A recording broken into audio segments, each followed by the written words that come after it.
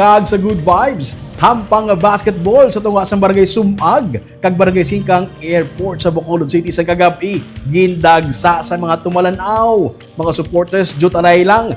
Baglaputan ay bangod sa ka-intensang hampang. Mag-report si Nico Delfin. Daw hindi na makasulod sa venue bisa na mga humalampang tungod sang nag-aalalawas ka mga tumalanaw nga nagdugok sa Bacolod Arts Center sa sulod sa Bacolod City National High School para lang masaksihan ang inampang sa tungasang barangay Sumag kag Singkang sa Greg Gasataya Basketball League kagabi. Nangin makahalawat-hawat ang kompetisyon sa tungasang duha ka mga barangay nga nagahandom nga magpanguna sa ilang nga bracket sa Division 1. Kabahin sa mga tumalanaw ang mga local officials sa pagpanguna ni Mayor Albi Benitez. Siguro inagrata ang sa may Vista Alegre, may bago kita nga skate park, kaya may bago man ta nga daw multi-purpose gym. Duma mo man no? I think a little bit bigger than this. So we will be encouraging a lot more sports to transpire or to himuon sa siyudad sa Bacolod. And labi na gid, lapit na lang ato nga Convention Coliseum. Sa tuman ka-intense ang hinampang, pati mga tumalanaw, ang jutayan na lang mag-ilinaway. Sa nabilin nga 41 seconds, nakaabanse ang Singkang. Pero nakabawi ang Sumag, pinaagi sa winning jump shot ni Kenneth Tulipas, rason nga nalutos ang Singkang.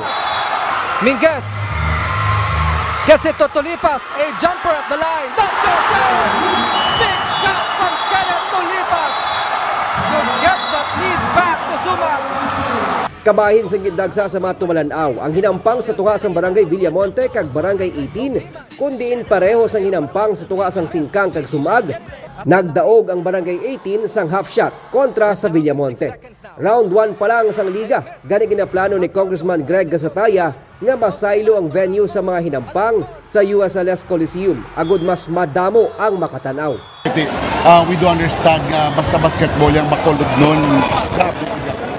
Galigit mo lang we have limitations especially sa venue kasi up to this time amo na galing available na venue nga pwede naton hiwatan sa aton elimination round, no, but when we fucking try pa kanila mo nga mga number of games i-limit, no, para do as much as possible pila ka barangay galigit ang tao gusto gid maglantaw amo na nga ginakuha gid naton pinapangitaan gid medios. Ang tuigan nga liga nga ginalikipan sang 56 ka mga barangay ang nagatuyo maghatag oportunidad sa mga local talents kasubong na lamang ni Jeffrey Manday sa barangay Sumag na naging kabahin sa mga national kag professional league sa pungsod.